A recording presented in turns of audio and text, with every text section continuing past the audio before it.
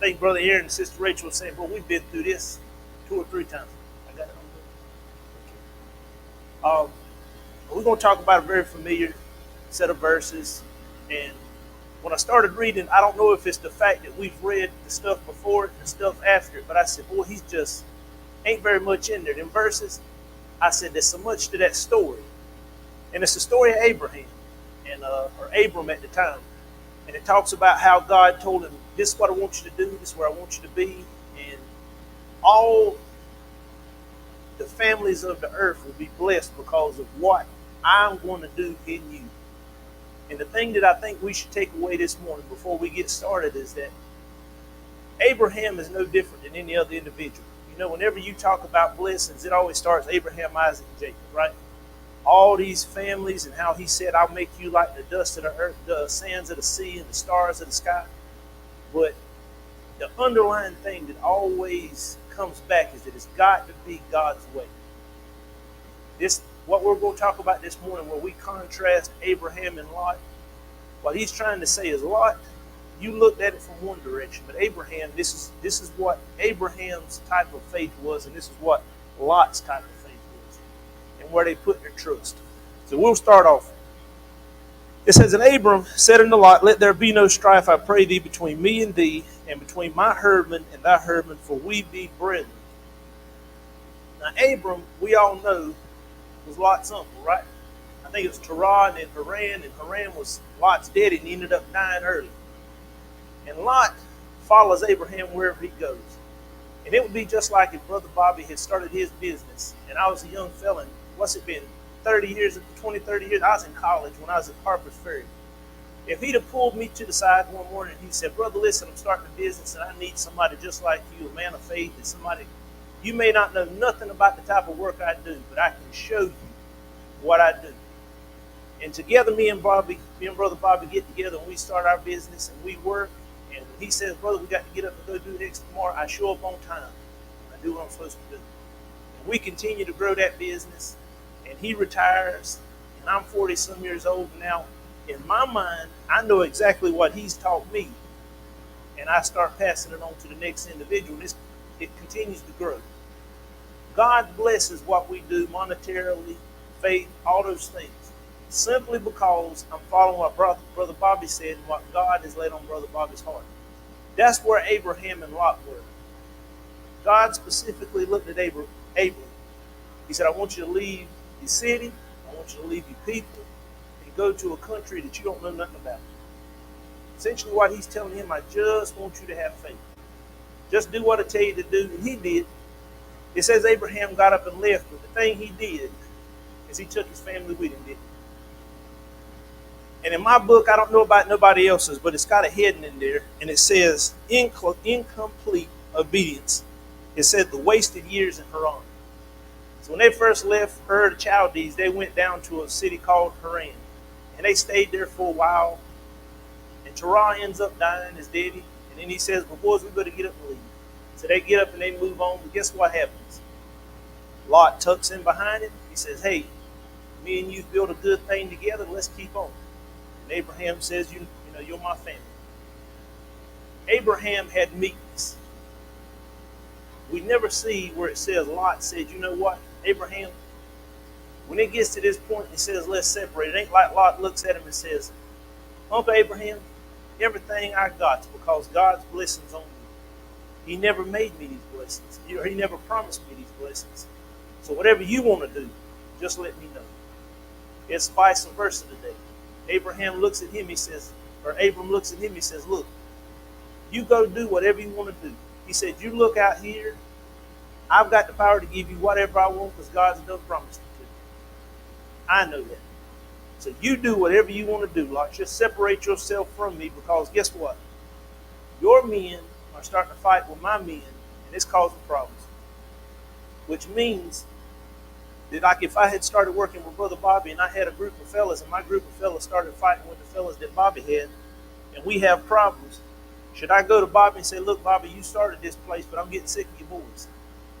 We're going to have to separate. You're going to have to do something about your fellas because they're getting on my fellas' side." Be like you working fellas on the farm and they come to you and say, "Andre, today I think I'm going to leave by 12 because I feel like going to the beach and just fishing a little bit. And you say, well, brother, we cutting corn right now. We wide open. And you're out there at 9 o'clock at night with the lights running, machines tore up, he's at the beach. What's your thought on that going to be? I don't know if me and this fellow need to work together too much more, right? Or in the military, you don't have a private look at a sergeant or a general and say, General, I tell you I don't feel like doing that. You do what I tell you. It's a chain of command, right? God does the same thing. I know Brother Glenn stands up a lot. The view that you see of God is that he is a high sovereign power. He is. But you've got to understand the high sovereign power he is that he understands what's coming way down the road. So what I've said here in the past about leading up to this verse is that Abraham was told by God something very specific. Just you. You get away from your people. You get away from your land. You get away from your country. I'll bless you. Now here we see where Lot says we need to figure something out. Abram says we need to figure something out. Abram, in humility, says, whatever you want to do, Lot, you go ahead and do it. It says in verse 9, is not the whole land before thee? Separate thyself, I pray thee, from me. If thou wilt take the left hand, then I will go to the right. Or if thou depart to the right hand, then I will go to the left. You can't get no more humility than that. This is Abraham, and at this time, he's got some stuff. This isn't a guy that's just got a 1975 Corolla with 400,000 miles on it. He's driving a Cadillac. And he owns hundreds of sheep, if not thousands. He's got men that work for him every day, and all he does is point his finger and say, you go here and you go there. And he sits in his tent every day, but the point I want to make with us today is how do you maintain that amount of humility when God has poured that kind of blessings out on you? And the answer that I came up with is that your mind has got to be on God constantly.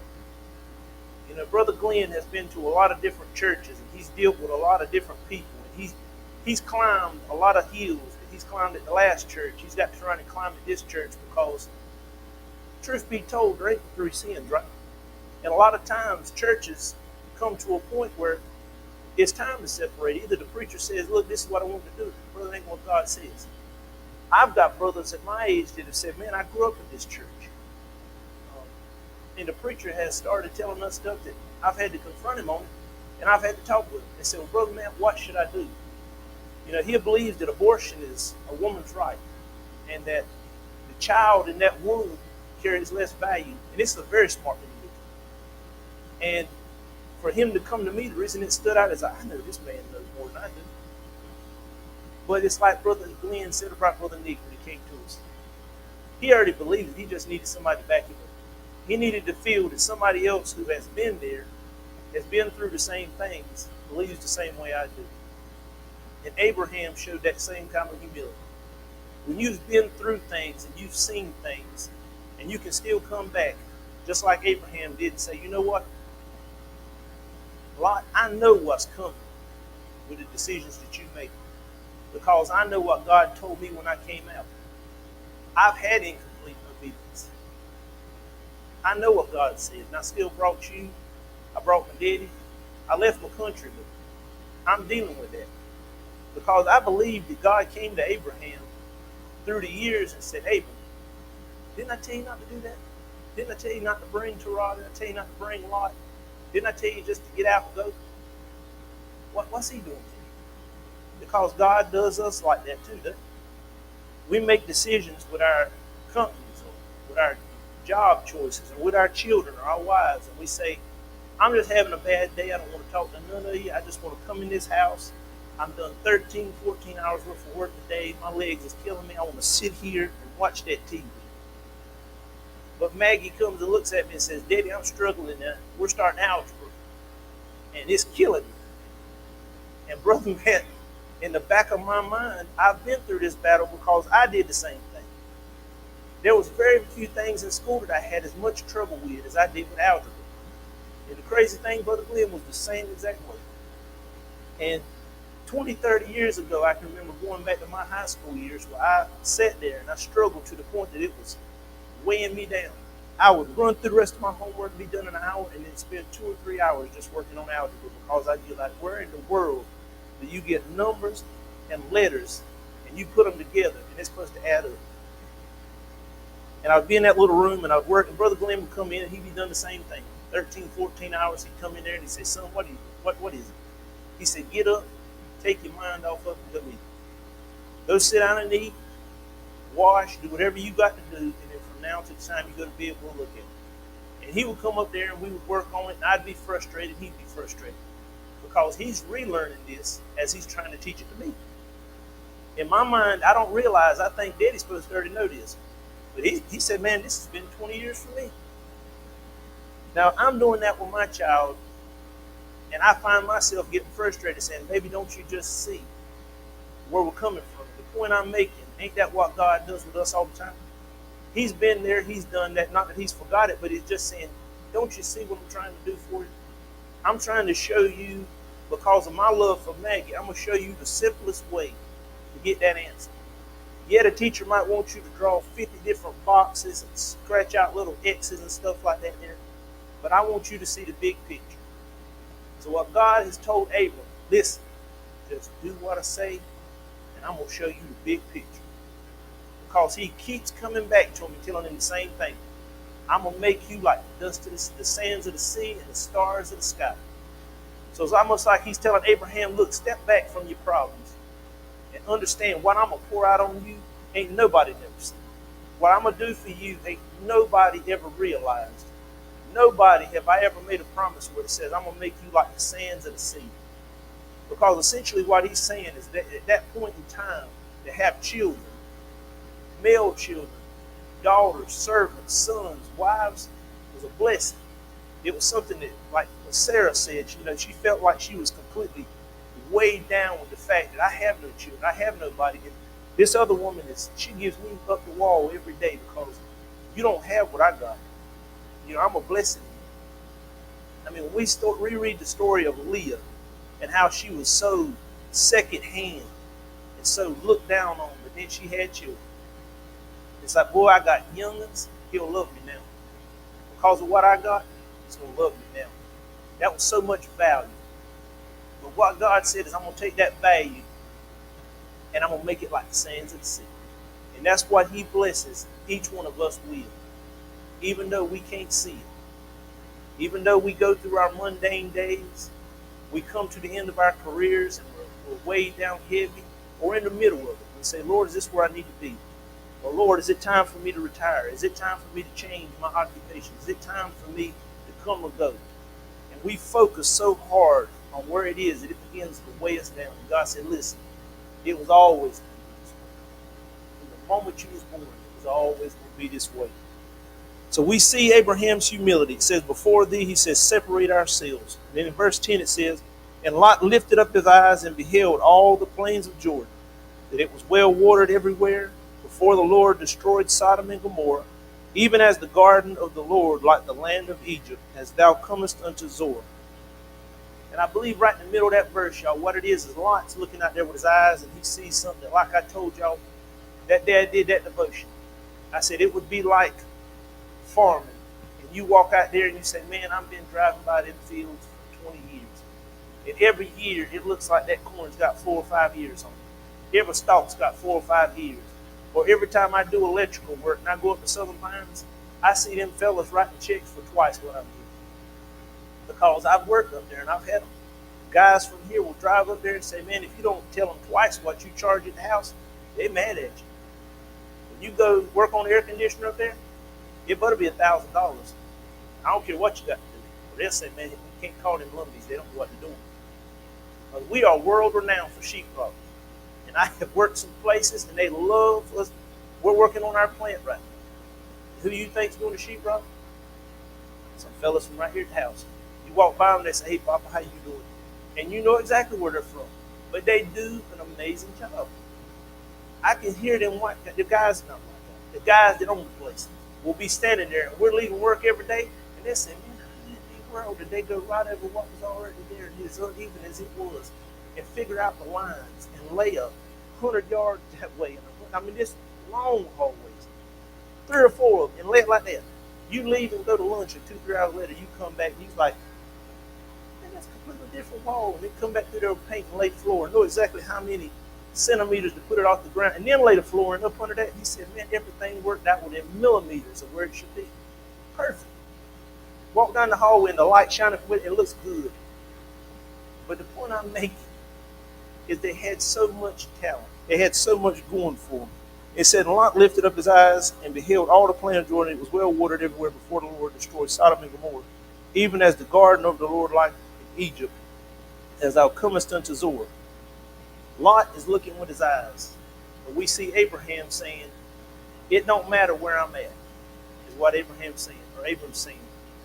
Wherever God wants me to be, whatever he wants me to go through, that's what I'm going to do. Lot's looking at it as, well, what can I grow? He's looking at it like that cornfield. He's looking at it like that electrical work. How much can I get out of it? What do I stand to gain? Abram is looking at it as, if that ain't where God wants me to be, then I don't need to go. So I'm going to stand back. I know it's all mine anyway. You go wherever you feel led. And maybe at this time, maybe this is Abraham or Abram finally saying, you know what? I just need to get rid of it. I've dealt with the problem long enough. God has dealt with me long enough. He said, separate yourself from Lot. I told you to never bring it. And in verse 11 it says, then Lot chose him all the plains of Jordan, and Lot journeyed east, and they separated themselves the one from the other. I know Abraham that night, he probably sent the tent. You don't hear no arguing. Ain't nobody coming in there saying, I'm sick of them using our well.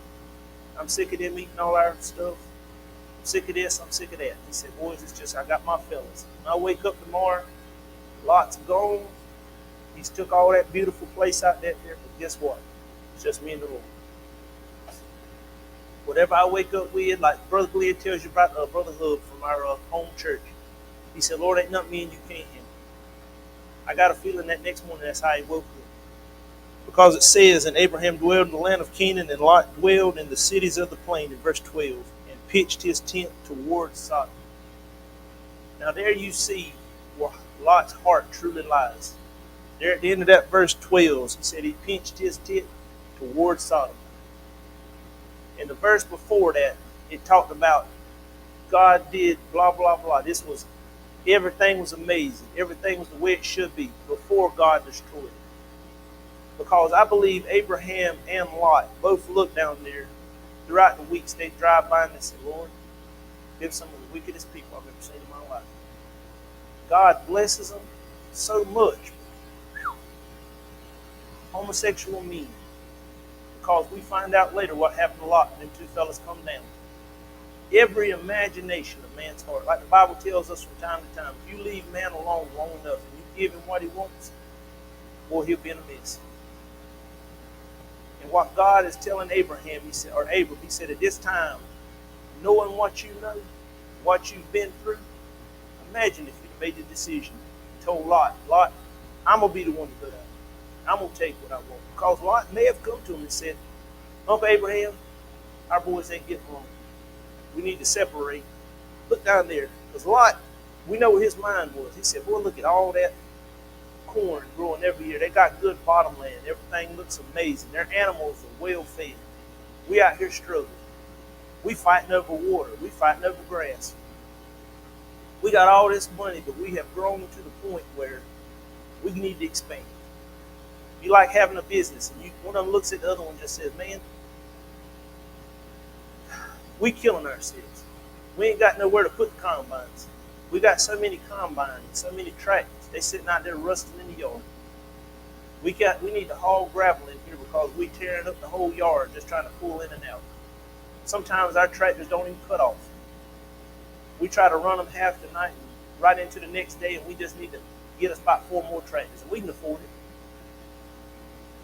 And it would be like Abraham having the craziest idea in the world and saying, well, I tell you what, let's just separate. Because you know that ain't what Lot wanted. Lot was like, well, I can just stay with you. My whole life I've been with you. My daddy died and I've stayed with you. And what you do, God blesses. I don't think Lot missed that. He lost sight of what really mattered because he wasn't Abraham. But I believe that Lot's like, boy, if we could just stay together, we'd be all right. Because Lot leaves. Lot goes to Sodom and Gomorrah. But Lot, he ends up losing everything. He ends up getting kicked out of town. The very men that were supposed to be his buddies look at him and say, who are you? You ain't nobody to us. You somebody from out there in the fields that's come in here and thought you was going to change us. And that's the way we deal with the world. When we get outside of where God says and we say, I'll do it my way, it very seldom works out. So moving on to verse 13. It says, but the men of Sodom were wicked and sinners before the Lord exceedingly. And I wrote there, it says, has Lot been aware? Why did he stay? So Lot knew. That verse tells you without a shadow of a doubt, they knew that them men were wicked. They were horrible individuals. So why in the world would Lot stay? If you knew that the people around you are completely outside of the will of God, and somewhere on the inside you know it ain't where God had you to be anyway, why stay? I've dealt with it. I've been at jobs where I was just like, boy, it's weighing so heavy on me, the things that I may be asked to do. And it ain't nothing on me. If I stopped and said, God, is this where you want me or you want me to move? Because in my mind, I'm looking at it, well, I got to have a paycheck. I still got to eat. So I need to go ahead and start trying to find me somewhere else to go before I leave this one. And I remember praying about it, and I remember stressing out about it. And you know the problem I have? I don't take vacation. I don't think about it. Like Labor Day, I didn't know Labor Day was this week. Only holidays I really knew about is Christmas. I forget Thanksgiving sometimes. It'll run up on me. And I'll go up there and everybody that works with me will have already put holiday in. And since there's 40 or 50 of us, you know what they'll tell me? That you can't take the day off. You're the only one that can run any one of those machines. So guess what? We hope you don't ask for day off. Because we can let her and her and her have the day off because we can just have you rotate and bring somebody else in just at 12 o'clock. Just start rotating. So the problem is I don't even focus on it. And when it comes up, it runs up on me and I'm slammed, forgot about it, and I'm the last man standing. So you know what happened at that job? I ended up with about a week and a half, 2 weeks of vacation where a girl looked at me and said, you got to take it. And I was like, good gracious alive, I got 11 days of vacation. She said, but you can't. Your manager's already off, and you just going to have to lose them days. That's just the policy. And by the grace of God, that fellow looked at me and was like, man, I ain't going to do it. I don't have no family here. I'm from overseas. I just went to college. I ain't going to do nothing but sit at home and watch TV. Man, go ahead and take the day off. Because he knew that me and him had worked together. He had seen me out there in a suit and tie washing cars because such and such is on vacation. This person ain't doing what they're supposed to do. But I would see him out there, and I would say, man, this fella ain't even, he ain't even supposed to be doing this. He's my manager. He's out there doing it, so I'm going to go help him. But he thought enough for me to say, look, man, whatever you want to do, you go ahead and you take them days. So I was able to take the days, put my notice in, and by the time I had done that, I had found something else. And I said, Lord, was that your plan all along? Was it your plan the whole time that you had already figured out that I was going to be here this time and that this was going to happen? Because it should have never happened. It should have never happened. But it worked out that I was able to find something, move on. And God had that. And I said, you had this plan from the beginning. But it says he knew that they were wicked men. And in verse 14 it says, and the Lord said unto Abram, after that Lot was separated from him, lifted up now thine eyes and look from the place where thou art northward, southward, eastward, and westward. So like I said earlier, all he was waiting is, can I get this boy out of your hair? He said, now that Lot's out the way, let me show you what I got to give you. This is God looking at Abram, saying, I told you a long time ago that everything you see, I'm going to give it to you. But I believe that Abram had lost sight of it. He had gotten entangled with family issues. Because even before the verses that we have today, when you go back to chapter 11 and 31, it says Terah, who was Abram's daddy, Terah took Abram his son, and Lot, the son of Haran, his son's son, and Sarah, his daughter-in-law, his son Abram's wife. And they went forth with them from Ur of the Chaldees to go into the land of Canaan. And they came into Haran and dwelt there. So Abram in his heart knows, he said, God's told me I'm going to this place. But along the way, Daddy says, let's stop here in Haran and stay a while. Let's make a detour. Because Haran ain't got that same relationship. Or God ain't told him what he told Abram. How do you deal with that in your life? When family, sometimes your father who you look up to, or your son, or your daughter, whoever it is, says, Daddy, I just don't believe that's what the Lord can. How do you deal with it when the father that you look up to disagrees with you? Like in the situation I was, y'all know Brother Glenn. So you don't quit no job. Don't quit no job. You stay where you're at until you can find something. But what if God says, well, Brother Matt, I want you to start making T-shirts or hats. I want you to start selling them on the side and see how that works out. Because my great-grandmother, who also raised me, would look, she said, boy, you lost your money. You can't make a living selling T-shirts on the side of the road. And I give you this example. The guy who started bees, what is that bees balm? Lip balm? Anyway, he was a hippie. He comes in the yellow tube, and it's bees balm or something like that. Do you know he started on the side of the road? Long hair, beard, just selling it out of his van. And the way that I knew that this man had no interest in money and he was just out there by the whim of God, he was just going to sell it all. He had an ex-wife who had separated because he was just such a hippie and so nonchalant that he would give stuff away. People would have a problem with what he'd give them. He'd say, man, just grab you another one and just take it home. But you know what? She didn't realize he had such good customer service. And this is something I watched, a documentary. He said, man, I started in the 60s or 70s or what it was, and I was selling out my van, and it was just something to do on the side. It kind of took off, so I started putting more time into it. And his ex-wife is fighting with him. There's a lawsuit because she's now a millionaire. He's sitting out there, same beard, sitting out there with grass grew this high in his house. And I don't think the man even knew he was a millionaire. So he was going to sell it all to some corporation for $1 million or $2 million. It was a $200 million company or something crazy. She's like, you're taking food out of my child's mouth. And she comes in there with a 3-piece suit in the courtroom, and it was the funniest thing you ever saw because he was just over there like, I don't know what a problem is. I thought it was my company. I thought I can sell it whenever I want. And the courts are like, well, you married her. It's half hers. He said, well, can I just sell it to her? And you should have seen the look on her face when he was just like, can I just sell it to her? She's there to get her piece of it, take it all away from him. He's trying to give it to her. Which lets you know that she hadn't even went and talked to the man and said, look, I believe that I can grow this company. Can you sell it to me? What you've already done, what I've already learned from you, can I take it and pass it on and let our son take over who's in his 20s? He would have probably been like, yeah, let's do that. That's where Abraham is, or that's where Abram is. He looked at Lot and said, man, listen, I ain't never had no intention on fighting with you. And you thinking that a bad thing, God's blessing, he wants me to get rid of you to start with. So you can have all of it. He said, you pick wherever you want to go, whatever you want to do. I'll just take whatever's left. And just like that man with the bees balm wax, that man lived out the rest of his life just like Jed Clampett. He had struck gold and didn't even know it. But he was as happy as a lark, riding around in a VW van with Sanders, because he never wanted what came from it. He just enjoyed getting out there and interacting with people.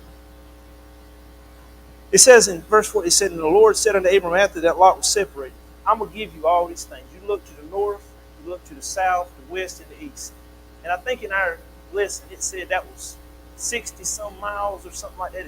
If a man were to stand and look, it would be 60-some miles. And it was like over 1,000 square miles if he would just, say he were to stand on that hill and just look out. It'd be like somebody looking at Brother Andre and saying, Andre, I know you farm. And I got close to 2,000 square miles, not acres, of land. And I'm going to give you everything you need to run. All I need you to do is just come in, let me start training you, showing you this. Hey, here's your manager over this part of Robertson County. That's Sampson County. Oh, I own land all the way in Virginia and Tennessee and everywhere. And I got a private helicopter I'm going to put you on. We'll fly you over there and let you meet the fellas. But all I need you to do is just follow me around for the next year or two. After that, I'm going to just let you have it. I don't know you. We ain't related. But I've watched you. You're a good fella. And I want to give you all of this. Or Brother Bobby take it over and somebody saying, look, I got this company and a young fella straight out of the military. And because of your service, we've got this program and we're going to work with fellas, and they've done that before. I'm just going to take you under my wing, and if you like it, you say, okay. If you don't like it, man, you go do whatever you want to do. But I'm going to just, you come work with me. When you show up that day and you realize the fella's a millionaire, and you work together and you realize you get along. You say, man, I like this fella. He likes me. And you spend the next couple of years, you work with me, and he says, well, hey, how about you just take over and run the place? That's what God's doing for Abraham. And I believe that if Abram would have stepped back and said, you know what, I've wasted all these years dealing with Lot and dealing with my daddy and dealing probably with wives or children and herds and all of these things that entangle us in our lives.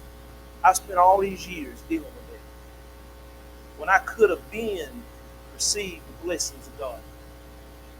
It's the same way when God's people came out of Egypt. He said, look, we're going straight that way. Where you're headed is that way. But along the way, they start losing faith. And along the way, they get to where, like Korah, they say, hey, you ain't nobody.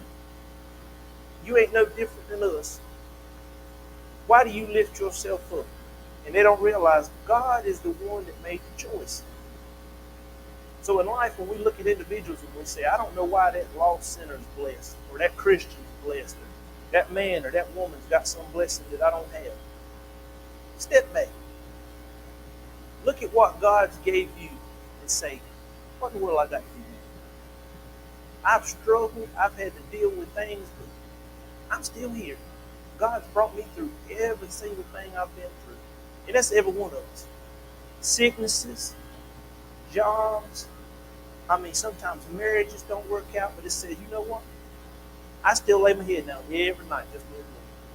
And that's where Abraham is right now. I believe he's finally realized, he said, boy, I can just lay my head down tonight. Ain't nothing else to take me up. Me and that wife can go to bed and she ain't whispering in my ear, you know you should have helped a lot out today. You know you should have done X, Y, Z for a lot. Well, she's probably laying there right now saying, why in the world did you let Lot go to Sodom and Gomorrah? You know what kind of place that is. Abram said, hey, what the Lord wants. So 15, it says, for all the land which thou seest to thee will I give it, and to thy seed forever. And in 16 it says, and I will make thy seed as the dust of the earth. So that if a man can number the dust of the earth, then shall thy seed also be numbered. And it's like God looked at him and said, I'm going to give you this $1 million company. I'm going to have this man trained. He said, but then I'm going to send people your way. They're going to look at you and say, that's who I follow. That's what I do. Because that's like me and Brother Glenn. Even when I disagree with my father sometimes, and I may not see eye to eye, I stop for a minute and say, I better just listen. Because Brother Glenn loves to, I won't say argue the point, but it's in their nature. His sisters, his brother, they will sit there, and I've been with Brother Glenn, and we'd be out to eat with folks that ain't even related to us. And we'd be talking about the Bible. Daddy will kind of roll over medical things and stuff. He'll let it slide. But I remember we were sitting there with a fellow one time, and they got to talking about the Bible, and he said something that was a little off-kilter. And Daddy said, no, that ain't what it says. And I mean, they were laughing, yeah, no, that ain't what it says. And the fella said, well, brother, it's all in how you look at it. No.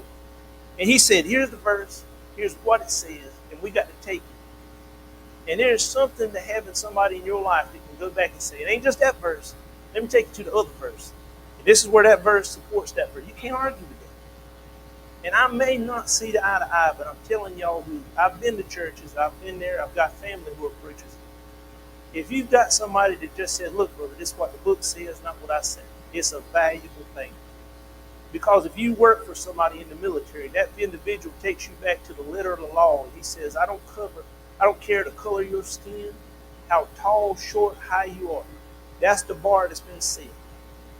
And it's like in the military, I can imagine, if you've got an individual who can do one pull-up, and you know you're sending them to a place where you're going to have to do 50 push-ups just to get to where we're fighting. It's not a good idea to send that individual in with them. Say, listen, there's certain requirements. If I sell you short and let you slide, I'm compromising everybody else in that unit, right? If there's a possibility that you falling short is going to leave that guy exposed, it's just not a good idea. It's nothing against you. I'm not 6'7". I'll probably never be able to dunk a basketball goal, but why am I upset about it? Is that what God wants me to do? Is that where he wants me to be? If he made me 5'2", my grandfather was a little fella, but he worked just like anybody else. He didn't let it bother him up until he was old and his mind's, he would still call us. But you know what it was? He could call me at 2 o'clock in the morning. And if my phone rung, not that he would call me at 2 in the morning, and I saw his name, it didn't matter if his car was flipped in a ditch somewhere. I'd get up and go. And when I'd get there, I'd make sure he was all right. I'd say, sit right there. And I would talk to everybody, handle everything, but it was because of the man he was, because of what he had done. Because like Abraham, I believe Lot did the same thing. I believe Lot said, listen, I know that being with you is a blessing. At this point in this story, we see Lot stepping away from Abraham. What's the first thing that happens? Things go downhill. Abraham, God said, listen, now that we got him out the way, well, I got some blessings for you. Now, what was the difference in Lot and Abraham? What made Abraham so much different? I believe it's that humility. I believe it's that willingness to say, God, you chose me, and I understand that. Before you chose me, I may have been a good individual, but the simple fact that you chose me, is that where my value lies? Is that what I look to every day and say, that's where I need to be? God said I got to dwell in a tent in the plains of memory in the heat of the day. It's 109 degrees outside, and I'm sitting in a tent with 100-degree air blowing through it, and I'm burning up, and I'm sweating. But man, that's what the Lord wants me to be. Or I'm sitting out there in my tractor, and something's wrong with the hood, and I'm sitting there trying to fix it. You can't just pick it, you can't jack it up out there in the middle of the field. I got to get all this equipment out here. We got to move the tractor. We got to find the machines. We got to have a crane. It's going to take me days. I'm already 3 days behind because it weighs heavy on me. It's the same way with us at work. Oh, y'all going to work through Labor Day. Everything's subject to change. I'll give you 24 hours notice. If I need you here because we're behind. But I didn't know that until the man walks in and says, hey, that's where we at, y'all. Y'all just going to have to work Labor Day, and we'll see about Thanksgiving. Now, am I upset? No. If I step back and say, you know what, that's what God's got me.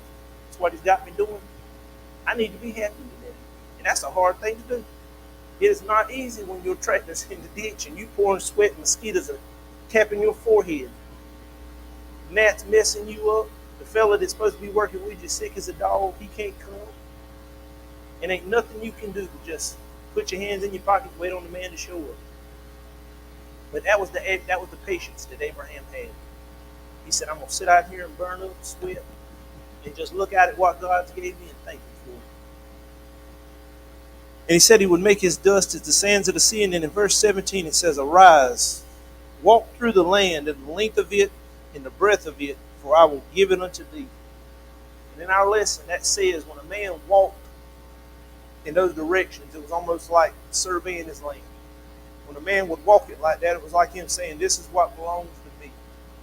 It'd be like going out there with those little things with the pinks and just sticking stabs in the ground, marking the tree, saying, property of Abraham. And I believe that when God gives a man something like that, you got to realize the point I've been trying to make, it's got to take a lot of humility.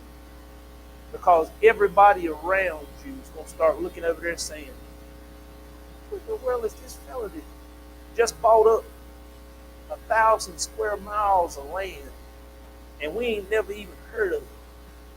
It'd be like somebody just coming into Robertson County and buying half of Robertson County. You saying, I ain't even never heard of this fella.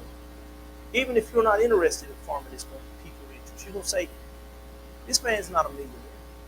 This man's never done anything extraordinary. Where did he get the money to do something like that? And I believe it would be like showing up at Abraham's house and him looking at you saying, that's what the Lord blessed me with. Because don't nothing touch you no harder than when somebody does something astronomical and they stand up there and you really feel like they just look at it and say, I'd have never done this if it hadn't been for the will of God. I'd have never came through what I've come through had it not been for the will of God in my life. And in verse 18 it says, then Abraham removed his tent and came and dwelt in the plains of Mamre, which is in Hebron, and built there an altar unto the Lord. This is the second time I think in my reading, it may have been in another chapter. Every time God has that man move, Everywhere he gets, the first thing he does is build an altar. He'd say, you know what? God's moved me down to XYZ. He's moved me down to Fairmont. And he's blessed me that I'm in a small town, but I'm on the shortest routes to the beach. And I'm set out here and sell my bees bombs wax, or I'm doing t-shirts on the side of the road, and it grew into a business that you wouldn't believe, and I ain't told a soul about it. It'd be like me just getting up every day and your wife's mad at you. She says, where are you going with that van full of t-shirts? Maybe I'm going to ride down here and sit inside of the 41 and see what happens. And you know your wife would be like, this aggravator, he had a good job. We had insurance. The young'uns was doing good. We could buy clothes. All these things we had ahead of us. He's going out there in an old beat-up van on the back of a truck trying to sell t-shirts. But what I don't tell her is I'm taking all that money, and every time I sit there, all these people come by going to the beach, and they say, boy, that's the prettiest thing I've ever seen. I love that. I got me what's them little machines that you make what is the shirt, y'all, that print out letters and you put them on your shirts? Cricut. I bought me a Cricut. And I said, I'm gonna make me a shirt. Because I was at church, I was at work one day and God brought it to me. Resolute devotion requires faith in God alone. And I didn't think nothing of it. Shirt's old, letters is coming off. We was down at the beach the other week. I'm standing in the thing, and a fella from I don't know where he was standing there, and he said, "Boy, I love that shirt." And I just looked at him and smiled, and I said, "Man, I appreciate it." And you could tell that the look on his face changed. And I said, that was always the intention. And God said, that's the type of humility that people need to have. You didn't think about what was wrote on your shirt. And when that man praised you, you could have said, yeah, I come up with that all by myself. I thought that up, man. You don't know how long I stood there and thought about that. No. Say, look, I was standing there one night burning up at a machine, probably aggravating. God brought it to my heart and said, write it down. Had to give me the sense not just to think about it, but to even say, hey, write this down. You're going to put it on a shirt a year from now when it's old and beat up. Some fella in an elevator at the beach that might be from who knows where is going to like it. And it might change him and make him think about God. That's where Abraham is right now. He ain't even thinking about it. He's sitting in that tent saying, man, it's 108 degrees. What choice do? Air conditioners went out, the tractors tore up, and I believe the roof's leaking. It's supposed to rain this week. But I believe I'm going to still get up and go to church today. Yeah, it gets to the point like Brother Glenn's told me plenty of times. When I was a young fella, I can remember as a little fella, maybe 3 or 4, I'd stay with my grandma. And one of my fondest memories, laying there with a little white t-shirt on and a diaper on her couch, and she was patting my back and watching. I don't even know it was on TV. But I could hear the crickets through the screen door. She'd leave her screen door open at 9, 10 o'clock at night. She was born in 1911. She just didn't put in the mindset that nobody was going to love her. But I'm a 42-year-old man, and it is one of the most vivid memories in my mind, even today. It was the most peaceful moment. Beautiful. But after that, Brother Glenn got to where he said, look, Papa, put your clothes on. You go to church with us. And from then on, we would do revival. Sometimes we'd do one week, then the next week he'd do another revival, then he might preach at Elrod with Brother Skeeter. We might go there, and then we'd be back for revival the next week with us.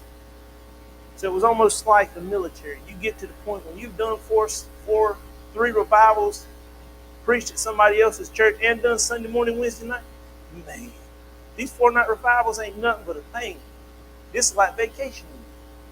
Because you are going to go to the house of God. He would tell us. I don't care what kind of test you got for him. We'll work on it when you get back. I can remember I had a project one time, and I had to build a fort out of cardboard. She said, I don't care if it's cardboard, sticks, whatever, but you need to build a fort. This may be about this big. She gave me the dimensions. And we were staying in the trailer next door to where I'm at now, and I was out there at 7 or 8 o'clock. It was dark. Daddy walks in. I hear him come. I see him coming down the dirt road, and he goes in the house. By that time, he walks out the back, and I guess he just put it. I wasn't even looking at him because I knew he was about to say. He puts his hands on his shoulders and his hips and says, son, what are you doing? And I believe we'd had church all that week or something like that, and I got behind him. And I'm working on it. He gets down and he starts helping. And we work on it. We get about done with it. He says, son, just leave it alone. He said, we'll figure it out. And I was overwhelmed. I said, boy, I just don't know how. We've been to church, we've been to this and that. And God said, son, listen, don't worry about this fort. In the minute things that have, everything that has happened in your career, thank God you still got an A or B in that class, and it don't matter whether you pass this project or not. But what in my mind as a 9, 10-year-old boy, I couldn't think of nothing else. All I'm looking at is, boy, if I don't get this right, I'm not going to get a good grade on it. Like with that wheel, if I don't get this wheel back on, I'm not going to be able to cut this corn. And God might say, son, I'm going to dry it up this week so dry that that corn is going to be better 4 days from now when you get this fixed than it is now. Because when you got out here and started cutting, there was a little bit of moisture still left in this corn. But you said, boy, I'm going to get a jump on it because it's supposed to rain this week. Not knowing that God might say, listen, son, who worries about the rain? I do. I can make it rain right around your field just to show everybody. That's Andre. Get a pork on this side of the road and be dry as corn shucks on this side. When you cut your corn, it'll be dry and you'll get your money out of it. So what Abraham has done in this and what we need to do today, y'all, is just say, Lord, when I'm facing whatever I'm facing, when I got a lot in my life, or a dead-eating terror, or whatever it is, the end of a career, the beginning of a career, a changing of a career, wife, husband, whatever, please give me the knowledge to step back and in my troubles, sit in the tent during the heat of the day and just say, boy, it's been good. When I come to the end of my life and I'm 80-some years old and I got whatever I've amassed, like the story Diddy tells of the richest man that died in the county, he ended up being the poor fellow. Everybody went to the rich man's house looking, but it was the poor fellow was the richest man. How do I get to that point in my life? How do I end my life and I just be at complete contentment with the fact that, boy, it's just been in the world. So let's remember that today. Let's keep our minds on God. And as we've learned in this chapter, when God separated Abraham and Lot, that's when the blessings really flowed. Because of who Abraham was, what Abraham meant in the story of God. Lord, we thank you for this morning. We thank you for what we've learned. We thank you that you have blessed us to come again. We pray for those who are not with us, that you would ever be with them, Lord God. Bring them back safe. Let your will be done in us. Let us be what you have us to be, and let your will be accomplished. Amen.